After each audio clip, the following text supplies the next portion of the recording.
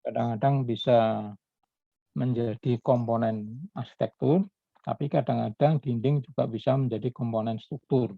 Ya. Nah, dinding ya itu fungsinya membentuk dan melindungi isi bangunan ya. Recording in progress. Dari apa ya? Dari tentu saja dari gangguan-gangguan alam. Gangguan alam bisa macam-macam bentuknya ya. Bisa gangguan cuaca misalnya angin, hujan, badai ya. Bisa gangguan dalam bentuk binatang-binatang buas misalnya dan lain sebagainya. Kemudian fungsi yang kedua, dinding itu sebagai pemisah antar ruang ya.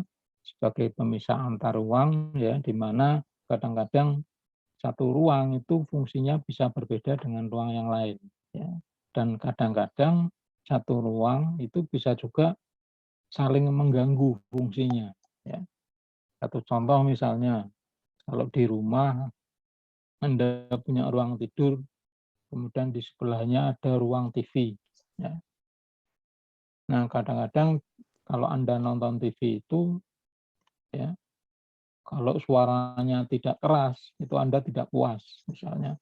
Suaranya kecil misalnya, itu tidak puas pada saat nonton TV. Suaranya perlu dikeraskan. Padahal kalau suaranya dikeraskan, misalnya mengganggu orang yang sedang tidur yang ada di ruang sebelahnya. Nah, itu yang kadang-kadang fungsi satu ruang dengan fungsi ruang yang lain itu saling bertentangan. Ya. Nah, itu tugasnya arsitek ya untuk menyelesaikan itu. Ya. Nah, konstruksi dinding merupakan komponen pengisi. Ya, tadi sudah saya jelaskan komponen pengisi di antara komponen vertikal dan komponen horizontal. Ya.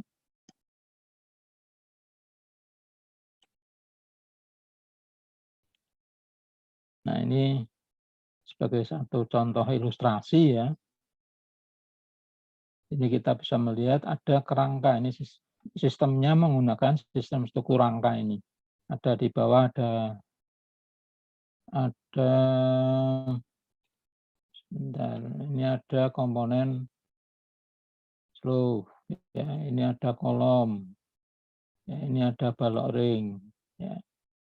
Nah, di antaranya ini nanti bisa kita isi dengan yang kita sebut tadi dinding. Ya. Itu kalau menurut arsiteknya, misalnya di sini perlu ada jendela, ya, bisa juga diisi dengan jendela. Ya. Minggu kemarin kita sudah bahas sistem struktur rangka ini ya, di mana kalau kita lihat di contoh ilustrasi ini, di setiap kolom ini, ya misalnya ini ada kolom, ini ada yang kita sebut apa ini kemarin? Ya, ada yang masih ingat minggu kemarin ini namanya apa ini? Yang saya tunjuk dengan garis warna merah ini. Ada yang ingat namanya apa ini? Angkur, Pak. Apa?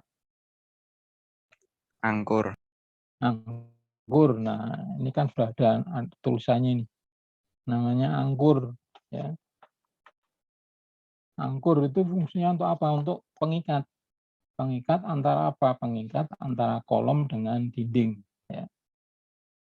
Tapi di dalam pelaksanaan di lapangan, kadang-kadang Anda tidak menemukan ini.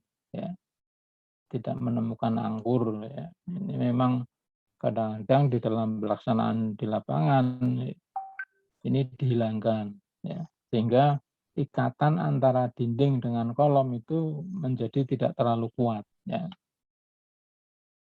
Nah, kalau kita lihat dalam contoh gambar ini ya, ini hampir semua kolom yang nanti akan terikat dengan dinding itu semuanya diberi angkur. Ya.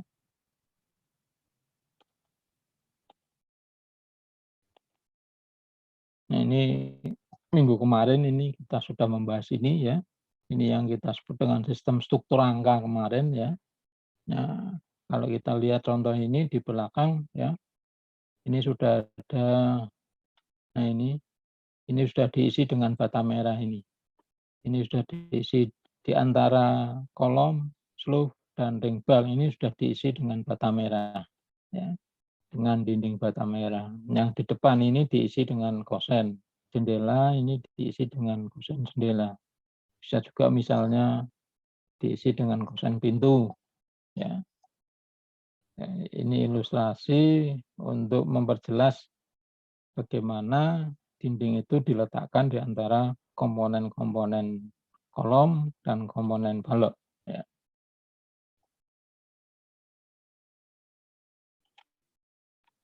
Nah, berikutnya kita pahami adalah jenis-jenis dinding. Ya. Ini yang tadi saya katakan, dinding itu bisa berfungsi arsitektural, bisa berfungsi struktural. Nah, yang pertama jenis dinding itu jenis dinding struktural.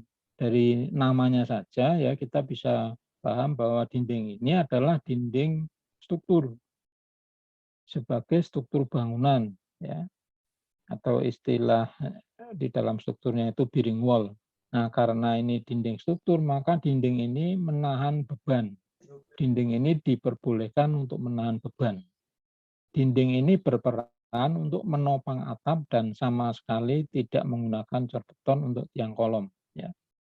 Jadi kalau sistem bearing wall ini ya, bearing wall ini maka kita tidak akan mendapatkan, nah ini sistem struktur rangka.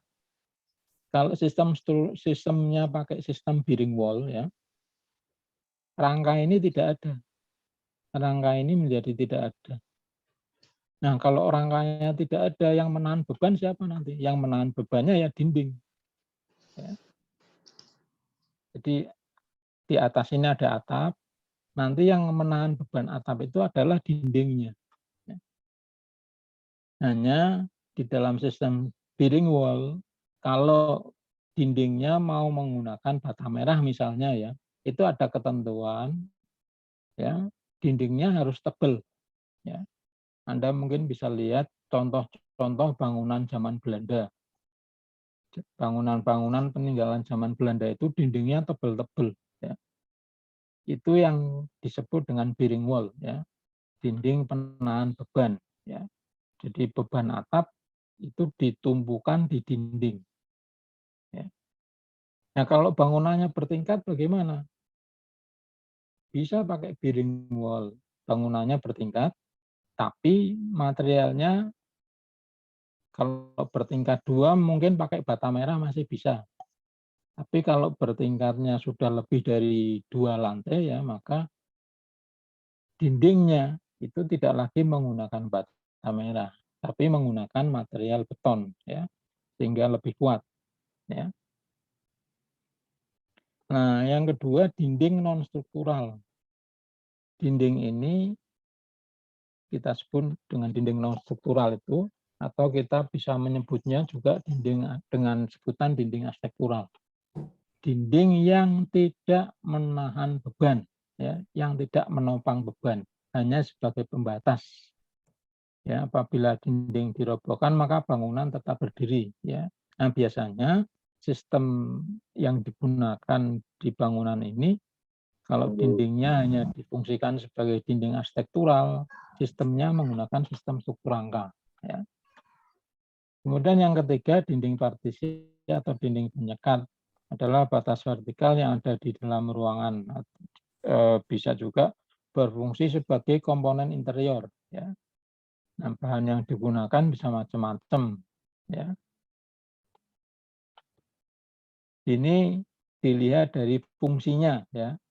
Ada dinding struktural, non struktural, dan dinding penyekat. Ya. Kalau dilihat dari bahannya, jenis bahannya, ya, maka ada beberapa jenis material yang bisa kita gunakan sebagai dinding penyekat. Sebagai dinding. Yang pertama adalah bata cetak. Ya. Ada juga yang menyebut dengan bata kapur. Ya. Nah, material campurannya bisa macam-macam ini. Ada 3 alternatif ini untuk bata cetak. Ya. Bata cetak ini biasanya ada yang melalui proses pembakaran, tapi ada juga yang tidak melalui proses pembakaran. Nah, ini contohnya bata cetak ya. Ya kalau Anda lihat ya.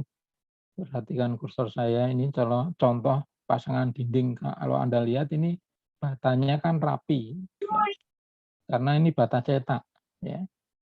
Yang di bawah ini juga sama ya, batanya itu rata ya, rapi. Ya. Ini bata cetak. Nah ini contoh dari bata kapur, ya. Bata cetak atau bata kapur. Ini contoh bata kapur. Ya, kalau bata kapur biasanya Anda mungkin pernah melihat biasanya ada di daerah pantai selatan ya, Pulau Jawa itu ada daerah-daerah tertentu yang tanahnya tanah kapur. Anda mungkin pernah melihat batu putih ya. Orang menyebutnya batu putih. Kalau di daerah Gunung Kidul, di daerah Pacitan, di daerah Wonogiri yang dekat pantai ya, di mana tanahnya itu tanah berkapur, biasanya ada tanah-tanah yang bentuknya itu batu kapur ya, dan itu dicetak menjadi seperti ukuran bata merah. Nah, Anda pernah lihat mungkin yang tinggal di Jogja dan Sleman ya, atau di Solo mungkin Anda pernah berwisata ke tebing Breksi. Nah, tebing Breksi itu dulu adalah batu kapur. Ya, dulu masyarakat setempat mata pencahariannya itu adalah mencari batu kapur yang itu merupakan batu alam ya, batunya dipecah kemudian dibuat ukuran-ukuran seperti bata untuk dinding. Nah, sekarang karena material alamnya hampir habis ya, kemudian kelompok masyarakat di desa itu merubah yang dulunya mata pencahariannya adalah mencari batu putih untuk dicetak menjadi berbagai macam produk ya, salah satunya batu kapur tadi ya, karena material alamnya hampir habis ya, diambil terus. Nah sekarang masyarakat setempat kemudian merubah tempat itu menjadi tempat wisata yang kita kenal dengan tebing Breksi ya. Itu ada di Jogja ya. Silakan nanti kalau Anda sempat ke Jogja Anda mampir ke situ. Itu hampir semua batunya itu batu putih ya. Nah, itu bisa dicetak menjadi batu kapur ya. Nah ini contoh pemasangan ya, salah satu contoh pemasangan bata cetak bisa, bata kapur juga bisa seperti ini. Kalau Anda lihat di sini ada kolom-kolom sebagai penguatnya. Ya. Yang kedua, material yang kedua adalah bata selkon. Ada yang menyebut hebel atau ada juga yang menyebut dengan bata ringan. Ya. Ini ukurannya lebih besar dari bata cetak biasa ya. Sehingga kalau Anda menggunakan bata cetak atau hebel atau bata selkon ini, pengerjaannya bisa lebih cepat. Dan ini untuk pengikat atau untuk perekat antar bata ringan satu dengan yang lain itu materialnya beda dengan kalau kita memasang dengan bata merah. Kalau bata merah pengikatnya bisa campuran semen dengan pasir atau kadang-kadang ditambah kapur. Tapi kalau hebel atau bata ringan ini campurannya untuk perekatnya itu sudah dari pabrikan ya. Jadi pabrik sudah membuat campuran untuk perekat antar bata ringan ya. Dan ini contoh-contoh pemasangan hampir sama seperti pemasangan bata merah biasa sebetulnya ya. Kalau kita perhatikan tidak ada yang siarnya ini menjadi satu garis dari atas ke bawah, itu tidak ada. Pertemuan antar bata ringannya tidak ada yang satu garis. Ini contoh gambar ilustrasi yang sudah terpasang ya, bata ringan, hebel atau selkon. Nah, yang berikutnya adalah dinding partisi. Ya. Nah, bahan yang dipakai bisa macam-macam. Sekarang kalau Anda mungkin browsing di internet, material dinding penyekat ini ada yang dari gypsum, ada yang dari GRC, Ada yang dari triplek, ada yang dari multiplek, ada yang dari plywood, ada yang bahan dasarnya kayu, ada yang bahan dasarnya semen, atau ada yang juga ada bahan dasarnya serat karbon. Ya. Jadi macam-macam. Ya, Anda bisa memilih ya, material yang disesuaikan dengan kemampuan harga, disesuaikan dengan estetika, disesuaikan dengan fungsi ruang misalnya. Ya. Ini yang ketiga. Dan yang keempat, ya, dinding yang keempat, material yang keempat yang biasa dipakai untuk dinding itu adalah batako. Nah, batako ini biasanya material dasar pembuatnya itu campuran antara kapur dan pasir. Ya, kadang-kadang ada juga yang ditambah dengan teras atau kapur, tambahan dari bubuk alam, ya, warnanya putih biasanya. Dengan perbandingan tertentu, kemudian ini dicampur, tambah air, kemudian dicetak. Maka kita akan mendapatkan yang namanya batako. Nah, materialnya seperti ini kalau batako. Ya. Ada yang solid, ya, tidak ada lubangnya, tapi ada juga yang tengahnya ada lubangnya. Nah, yang kelima, mungkin ini yang familiar sekali dengan masyarakat kita, ya. Kalau kita membuat rumah, ya, biasanya masyarakat pasti menggunakan bata merah, ya. Bedanya apa dengan yang pertama tadi, ada bata cetak. Ya, kalau bata cetak itu biasanya lebih banyak ke pabrikan, ya. Ya. Jadi dibuat di pabrik, semuanya menggunakan alat. Tapi kalau bata merah, ya, biasanya ini produksi rumahan, ya. Jadi produksi masyarakat, ya. Masyarakat pengusaha kecil, ya, biasanya membuat bata merah. Ya. Ini juga dicetak, tapi cetakannya tidak menggunakan mesin. Ya. Ya.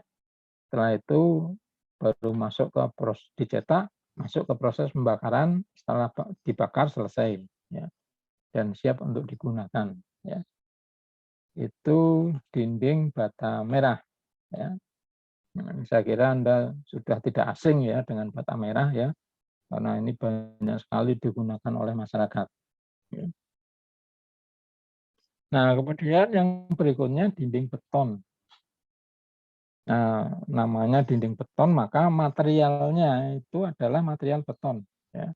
Nanti kita akan bahas di mata kuliah teknologi bahan, ya, teknologi bahan bangunan arsitektur. Ya. Nah, material beton ini seperti yang kalau Anda pernah lihat orang membuat beton, di dalamnya kan pasti ada tulangan. Campurannya ada pasir, ada kerikil, ada semen. Ya. Dan dinding beton ini mampu untuk menahan beban. Ya. Diperbolehkan untuk menahan beban. Ya. Nanti di struktur dan utilitas 2 kita akan lebih detail membahas tentang dinding beton, ya, yang kita sebut dengan dinding geser. Ya. Jadi itu tadi ada 6 material, ya, ada 6 material yang biasa digunakan untuk pasangan dinding. Nah, sekarang kita akan fokus pada pemasangan dinding bata merah. Ya. Kenapa saya fokuskan pada dinding bata merah? Karena biasanya masyarakat lebih banyak menggunakan dinding bata merah. Ya. Nah, ini ada aturan pemasangannya, ya. Aturan pemasangan bata merah dengan menghubungkan bata merah masing-masing bersama mortar menjadi suatu kesatuan yang juga dapat menerima beban. Dapat menerima beban, tapi ini dengan syarat, ya.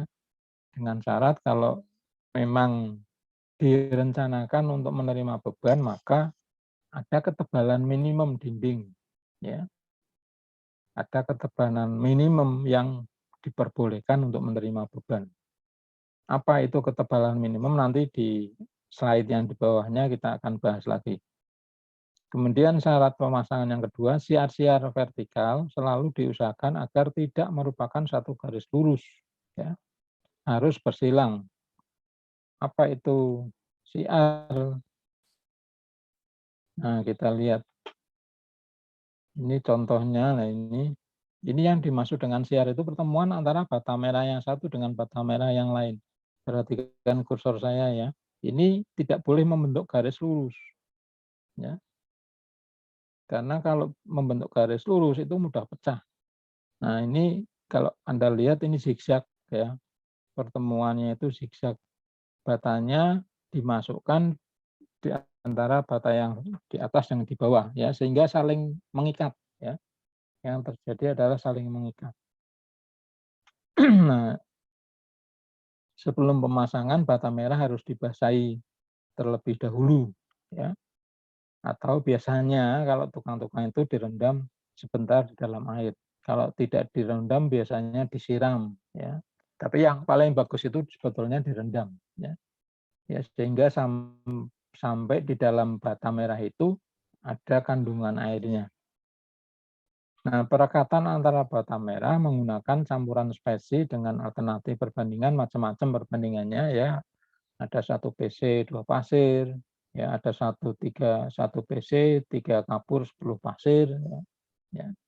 Nah, biasanya untuk dinding-dinding yang berada di tempat basah itu menggunakan 1 PC 2 pasir atau kita sering menyebutnya dengan campuran terasram ya. Nah, setiap luasan dinding 12 meter persegi harus ada perkuatan dalam bentuk kolom ataupun balok ya. Setiap luasan 12 meter persegi. Nah, untuk perkuatan dinding, setiap pertemuan dengan kolom harus ada komponen angkur ya, seperti yang tadi sudah kita lihat bersama-sama ya. Ada angkurnya ya.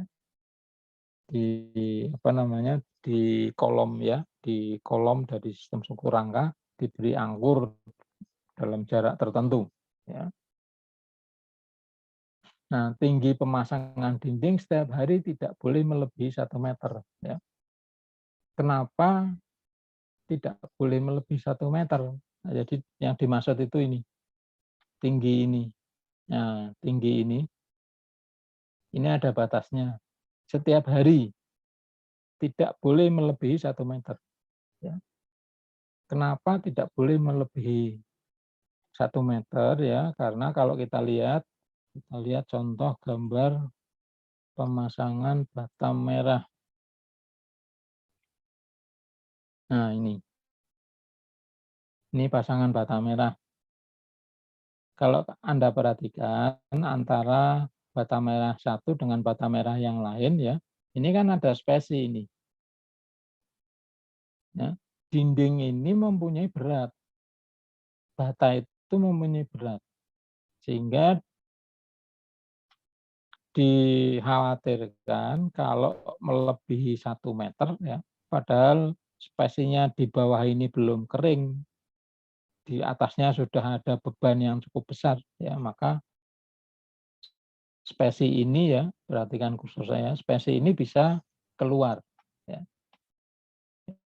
Oleh karena itu ya catatannya setiap hari kalau bisa tidak boleh melebihi 1 meter ya. Meskipun di dalam pelaksanaannya kadang-kadang kalau di lapangan karena yang namanya kontraktor, yang namanya pemborong itu pasti kan mengejar waktu ya. Mereka kalau waktunya terbuang sudah tidak ada pekerjaan lain, yang ada ya tetap dikerjakan ya supaya tidak rugi. Itu kalau dari sisi kontraktor, dari sisi pemborong. Kalau dari sisi arsitek ya sebetulnya itu tidak boleh ya. Itu tidak boleh sebetulnya. Jadi ada batasan tadi. Ada batasan tidak boleh lebih 1 meter ini. Nah, kita mencoba untuk mengenali jenis-jenis dinding bata merah. Nah, jenis-jenis dinding bata merah itu biasanya dikelompokkan berdasarkan ketebalannya. Ya. Ada yang menyebut, ada sebutan, misalnya Anda mungkin nanti akan ketemu dengan istilah dinding setengah batu. Apa itu maksudnya? Dinding setengah batu itu dinding dengan ketebalan 15 cm. Ya. Dinding setengah batu memiliki ketebalan 15 cm. Jadi tebalnya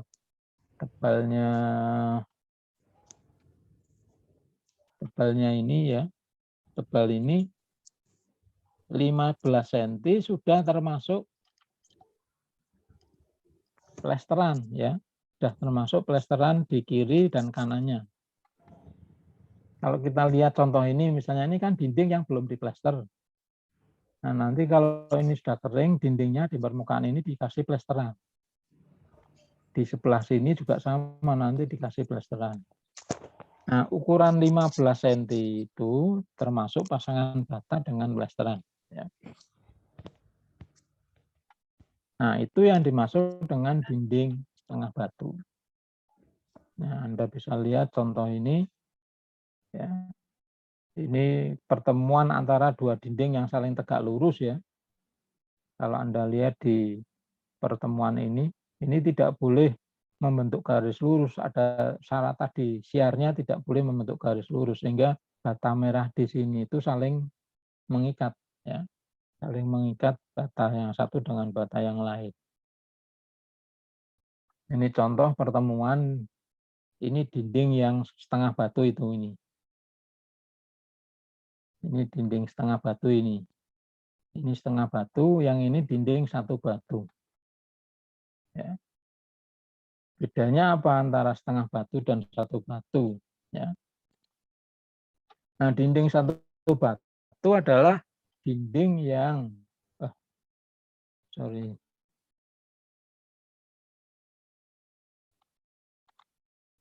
dinding satu batu, dinding yang memiliki ketebalan 30 cm.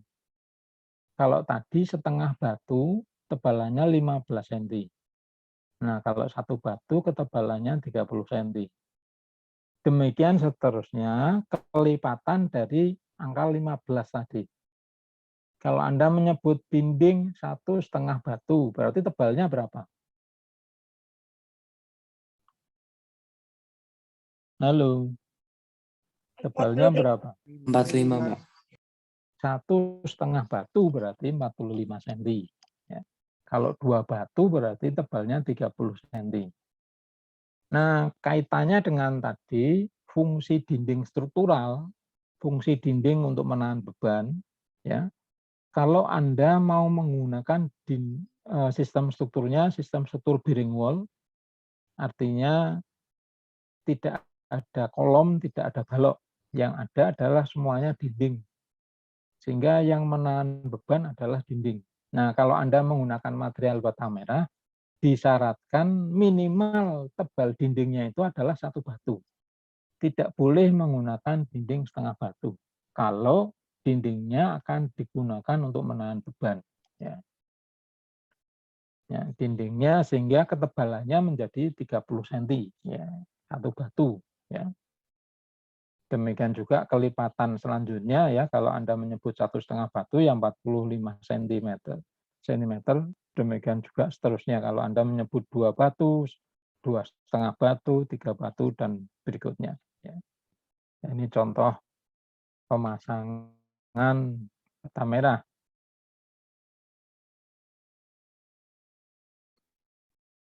Ya, ini berapa batu ini? Halo. 1 batu, Pak. Nah, ini dinding satu batu. Satu batunya kalau Anda lihat dari mana? Ini kan dinding yang ini, perhatikan warna merah ini ya. Ini satu bata merah. Sebelahnya ini satu bata merah. Ini yang memanjang ya. Nah, yang ini yang melintang. Nah, ini satu bata merah. Nanti kalau dipasang ditambah dengan plesteran ya, akan menjadi dinding satu batu. Ya. Kalau yang ini setengah batu. Nah, Anda lihat setengah batu itu biasanya, nah ini ada ini. Ini kolom ini. Ini kolom. Karena di dalam dinding setengah batu, fungsi dindingnya ini hanya sebagai dinding pengisi, dinding penyekat. Tidak boleh menahan beban. Ya. Kalau Anda paksakan dinding ini untuk menahan beban, saya yakin lama-kelamaan pasti pecah dindingnya, pasti tidak kuat. Ya. Ini contoh-contoh bagaimana pasangan dinding bata merah itu kemudian bisa Anda desain sebagai komponen estetika ruang ya. Anda lihat di sini Kalau Anda lihat di contoh yang ini misalnya, perhatikan kursor saya ya. Ini sebetulnya kan hanya cara masangnya saja yang agak sedikit dibedakan dengan pasangan bata merah yang biasanya. Ya. Misalnya kalau Anda perhatikan yang ini, yang Anda perhatikan nah ini, yang ini ya. Ini kan hanya sebetulnya bata merahnya disusun agak sedikit dikeluarkan ya. Beda dengan yang ini misalnya. Ya. Nah, ini juga sama ya. Ini sama ini. Ya, hanya cara masangnya saja. Tapi kemudian dia bisa menjadi titik fokus estetika dari satu ruang ya. Karena masangnya yang beda, ini menjadi titik perhatian ya. Menjadi elemen estetika ruang ya. Nah, ini juga sama ya. Ini cara masangnya saja yang agak sedikit dibuat tidak seperti biasanya ya. Saya kira itu untuk pertemuan kali ini yang bisa saya sampaikan. Kita sudah tambah lagi ya ilmu kita tentang dinding ya. Ada pertanyaan? Silakan kalau ada pertanyaan.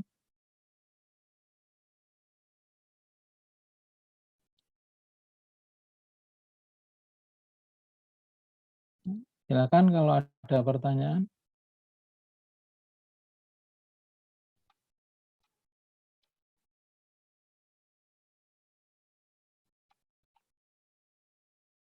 Halo, ada pertanyaan tidak?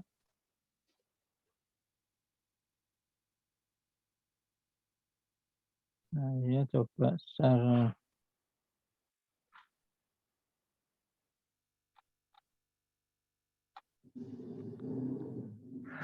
Nah, saya ingin sedikit menjelaskan kaitannya dengan tugas ya. Kaitannya dengan tugas yang berkenaan dengan pondasi ya, karena pondasi itu sudah kita bahas sebelum UTS kemarin ya, sehingga Anda sebetulnya kalau sudah bisa mendapatkan denah, Anda sudah membuat tampak potongan, nah Anda bisa membuat rencana fondasi. Nah, ini contoh gambar rencana fondasi ya, yang saya tunjuk dengan ini gambar rencana fondasi ini. Nah, ini gambar rencana fondasi. Nah, yang perlu Anda pikirkan adalah bagaimana cara meletakkan fondasinya. Nah, caranya adalah kalau di atas ada dinding ya, jadi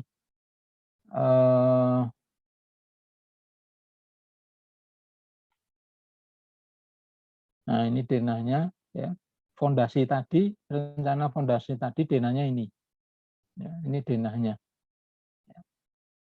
Nah, di atas, kalau di atas ada dinding ya, maka di bawahnya harus dikasih fondasi. Nah, biasanya untuk fondasi bangunan tidak bertingkat itu menggunakan fondasi menerus ya. Fondasi stall atau fondasi menerus ya. Disebut menerus karena fondasinya tidak boleh terputus. Misalnya yang saya sebutkan dengan terputus itu di sini misalnya. Ini kan tidak ada dindingnya ini karena ada pintu. Nah, di sini fondasinya tidak boleh terputus. Fondasinya harus nyambung. Di sini juga sama ini. Fondasinya harus nyambung. Ini juga sama ya. Ya. Oleh karena itu pada saat kemudian rencana fondasinya dibuat, nah ketemunya seperti ini. Ini tadi ada pintu di sini. Ini tadi ada pintu di sini. Ini tidak boleh terputus. Ini tadi ada pintu di sini. Ini juga tadi dindingnya yang terputus sampai sini. Ini juga di fondasinya tidak boleh terputus. Nyambung. Ya. Nah, di sini kalau Anda lihat, ini ada, nah sebetulnya kenapa ketemu gambar seperti ini? Karena kalau kita lihat detail fondasinya, ini gambar detail fondasi. Pada prinsipnya rencana fondasi ini adalah detail fondasi yang dilihat dari atas. Ya. Jadi gambar detail fondasi seperti ini melihatnya dari atas. Ya. Karena melihatnya dari atas, maka yang kelihatan itu titik ini. Ini kelihatan, ini kelihatan. Titik ini kelihatan, titik ini kelihatan. Sehingga kalau Anda perhatikan di sini, ini ada garis ini garis yang paling luar ini. Ini juga sama. Nah, di sini ini ada garis lagi nih. Garis ini sama garis ini. Ini garis titik ini. Ini yang gambar titik ini. Kemudian yang di tengah, ini adalah slope. Ya. Ini slope lah. Slope-nya ada di sini. Ini slope. Ya. Itu cara untuk membuat gambar rencana fondasi. Kemudian di titik-titik pertemuan yang ada kolomnya, ya, yang ada. Nah ini kan ada kolom ini di titik-titik ini ada kolom. Kolomnya ikut digambar di rencana fondasi, ya.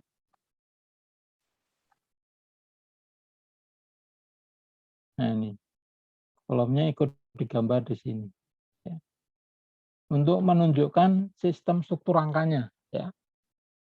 Ini ada slope, nah ini ada kolomnya. Kalau ringnya nanti kelihatannya di mana? Kalau ringnya nanti akan kelihatan di potongan, di gambar potongan. Kalau di gambar fondasi, rencana fondasi yang kelihatan hanya slope sama kolom. Nah, kalau ringnya nanti akan kelihatan di gambar potongan. Ya, atau biasanya kalau memang dianggap penting, dibuat gambar rencana balok ring. Itu bisa juga ada gambar tersendiri. Ya, untuk menunjukkan posisi letak-letak balok ringnya. Ya. Saya sebetulnya mengharap gambar rencana fondasi, gambar detail fondasi, dan gambar-gambar rencana yang lain itu sudah diajarkan di gambar teknik. Sehingga saya tidak perlu mengulang, ya, karena ini kan sebetulnya materinya gambar teknik. Kalau saya tanya, sekarang gambar tekniknya sampai di mana? Sampai potongan, Pak. Baru sampai potongan, Pak. Belum sampai ke detail, ya. Detail arsitektur, detail struktur, ya. Rencana arsitektur, rencana struktur. Nah, gambar kerja itu harusnya sampai ke gambar rencana dengan gambar detail. Apakah itu gambar rencana arsitektur, detail arsitektur, gambar rencana struktur, detail struktur, nanti masih ada lagi gambar rencana electrical, mechanical, gambar detail electrical, mechanical. Kalau bangunannya semakin kompleks, ya, maka yang harus disajikan gambarnya itu juga semakin banyak. Ya. Saya kira tambahan saya itu, ya, ini contoh untuk membuat gambar rencana fondasi dan detail fondasi. Ya, silakan nanti Anda mencontoh ini, Anda sesuaikan dengan denah yang Anda punya. Ya. Saya belum sempat ngoreksi semua yang sudah Anda kirim tugasnya, ya. Baru sebagian yang saya koreksi, nanti sebagian saya koreksi lagi. Ya. Saya kira itu yang bisa saya jelaskan. Ada pertanyaan? Silakan kalau ada pertanyaan yang kaitannya dengan tugas atau yang kaitannya dengan materi tadi, boleh. Pak, izin bertanya. Silakan. Ya, silakan. Untuk yang denah tadi, bagian teras dan bagian pagar tidak perlu ada pondasi, Pak? Bagian teras dan bagian pagar harus yang ditampilkan tadi, bagian Pak. teras, ya. Gimana? Yang denah ditampilkan tadi, Gimana, sepertinya bagian teras sama pagar nggak ada pondasinya, Pak. Bentar, share-nya lagi. Nah, ini teras ini harus ada fondasi ini. Di sini ini harus ada fondasi. Ya. Meskipun fondasinya tidak untuk menahan beban dinding, karena di teras kan tidak ada dindingnya. Ya. Ini harus ada fondasinya. Nah, nanti fungsi fondasi hanya untuk menahan, karena biasanya ini kan posisinya lebih tinggi dari tanah. Nah, ini untuk menahan tanah yang ada di sini supaya tidak lari keluar. Ya, beban yang ada, ya beban manusia yang ada di teras ini nanti. Fondasinya tidak untuk menahan dinding seperti yang contoh yang ada di sini. Kalau yang di sini fondasinya akan menahan dinding ini. Ya. Ya, jadi yang di teras itu tetap harus ada fondasi. Ya. Ada lagi pertanyaan? Berarti yang gambar pondasi yang gambar kedua itu kurang, Pak. Ya. Sama kurang pagar Ini juga. saya Pak. ambilkan contoh dari tugasnya mahasiswa angkatan 2018 atau 17, saya agak lupa. Ya, ada lagi pertanyaan? Silakan kalau masih ada pertanyaan. Pak, Ini izin. ada yang pertanyaan. Ya, silakan. Untuk detail atapnya itu harus pakai reng kayu atau bisa yang lain, Pak? Detail atapnya, rengnya boleh atau kuda-kudanya boleh menggunakan baja ringan, boleh menggunakan kayu, boleh menggunakan baja konvensional. Silakan. Ya. Terima kasih, Pak. Ini ada pertanyaan di chat, dinding setengah bata itu kalau dipakaikan kuda-kuda beton apa masih kuat, Pak? Dinding setengah bata itu tidak boleh untuk menahan beban. Dinding setengah bata itu hanya sebagai pengisi. Pengisi di antara apa? Pengisi di antara kolom, di antara balok. Ya. Jadi kalau dinding setengah bata itu tidak untuk menahan beban, sehingga tidak boleh ada kuda-kuda di atas dinding, itu tidak boleh. Ya. Silakan kalau masih ada pertanyaan. Ya, kalau sudah tidak ada pertanyaan, saya kira untuk kuliah kita hari ini, ya. Ini kan kita konsultasi lewat email, Pak. Ya. Nah, kemarin. Nah, itu kita tunggu dibalas baru kita lanjut gambar yang lain atau bagaimana, Pak? Tidak usah nunggu saya ngoreksi, misalnya ya Anda memasukkan denah. Sebelum denah saya kembalikan ke Anda untuk diperbaiki, Anda boleh langsung bikin potongan, bikin tambah, Anda apa, tidak usah nunggu, nanti kelamaan. Ya. Saya tidak akan ngoreksi tentang ruang. Ya. Saya tidak akan ngoreksi tentang hubungan ruang, itu ada di stupa, adanya di stupa. Saya hanya akan ngoreksi kaitannya dengan strukturnya. Ya.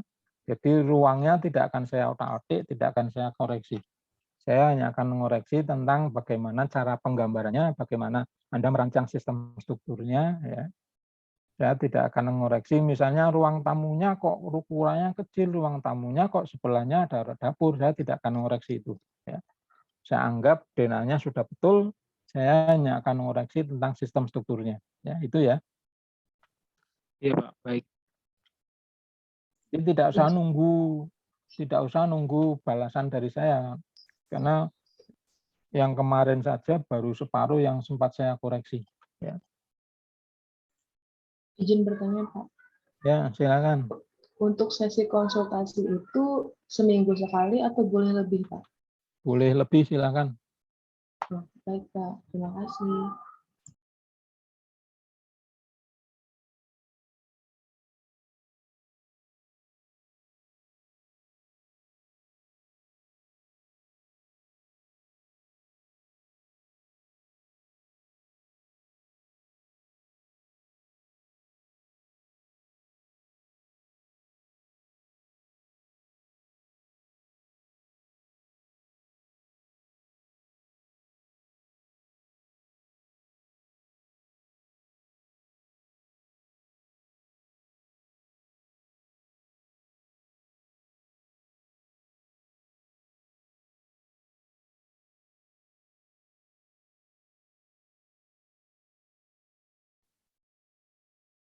Sorry, saya keluar nih tadi. Ya, jadi yang dimaksud dengan garis atap itu bentuk atap, ya itu dilihat dari atas. Nah, bentuk atapnya itu kemudian digambarkan di denah. Caranya adalah dengan menggunakan garis putus-putus. Supaya apa? Supaya tidak mengganggu tampilan denahnya. Ya. Sehingga pada saat orang membaca gambar Anda, pada saat orang melihat gambar Anda, dengan melihat denah, dia sudah langsung tahu, oh bentuk atapnya adalah atap ini, atap ini, atap ini. Ya, ya itu maksud dengan garis atap. Ya. Ini ada lagi pertanyaan di chat. Untuk luas bangunannya harus antara 90 kali 100. Ya. Jadi luas bangunannya kalau di soal kan saya batasi 100 meter persegi. Ya. Di soal tugas kemarin. Nah, tambah kurangnya saya toleransi 10%. 10% dari 100 berarti kalau mau kurang ya sekitar 90. Kalau mau lebih ya 110 lah. Ya. Tapi itu juga tidak apa namanya, tidak saklek sekali ya. Tidak, batasannya tidak apa namanya, tidak harus segitu ya. Mungkin menjadi 110, 111, 112 itu masih saya perbolehkan. Ya. Ada lagi? Kalau misalnya Anda sudah terlanjur bikin 80 meter persegi ya ditambah saja dijadikan 90. Ya. Anda yang sudah terlanjur membuat 125 ya dikurangi sedikit ya. Jadikan 110 ya. Cukup? Kalau tidak ada pertanyaan lagi untuk kuliah kali ini, saya cukupkan sekian dulu ya. Jangan lupa saya ingatkan sekali lagi, UAS ya, Anda akan menjalani UAS itu kalau tidak keliru tanggal 10 Januari. Sekarang kita sudah berada di 17 Desember. Artinya untuk membuat tugas Anda masih hanya punya sisa waktu sekitar 27 hari ya, hanya sekitar sebulan. Nah, silakan Anda mulai mengerjakan tugasnya. Saya tutup untuk pertemuan kuliah kita kali ini. Wassalamualaikum warahmatullahi wabarakatuh. Waalaikumsalam. Waalaikumsalam warahmatullahi wabarakatuh.